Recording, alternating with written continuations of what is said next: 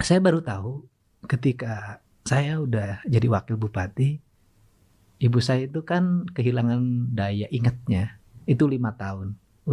Ketika usia saya 22 tahun, ibu saya udah kehilangan daya ingat.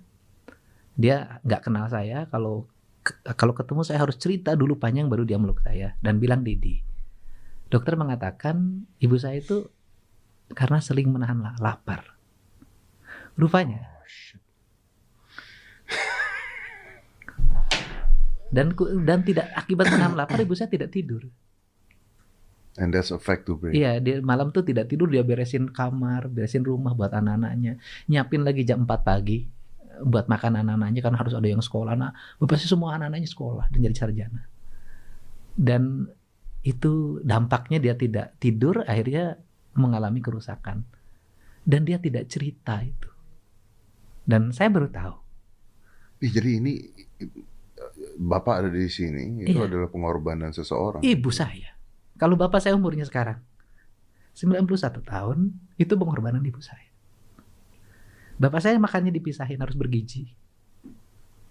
Gelasnya beda, piringnya beda, tempat nasinya beda. Dan ibu saya melindungi bapak saya. Dan punya anak 9, anaknya sekolah. Tak ada satu jengkal tanah pun kami yang terjual. Ibu saya tidak pernah jajan di warung. Kalau dia belanja ke warung, dia beli kebutuhan untuk anak-anaknya. Dan kadang kalau dia pergi ke warung sembunyi, karena takut anaknya ikut. Kalau anaknya ikut, nanti terganggu regulasi belanjanya. Makanya saya ketika memimpin, saya katakan, siapa guru ekonomi ibu di dunia ini? Ibu saya.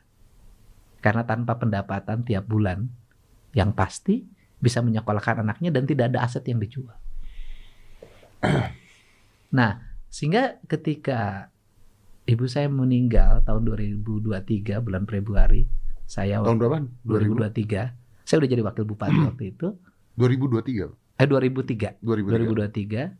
Saya sumpah di depan kuburan bahwa saya akan menghabiskan seluruh hidup saya untuk membantu orang yang sebaya dengan Umi atau siapapun yang jadi masalah, dan itu adalah ibu. Jadi kalau apa sih yang buat energi saya sampai hari ini kok nggak berhenti? Sebenarnya bukan politik, ibu saya.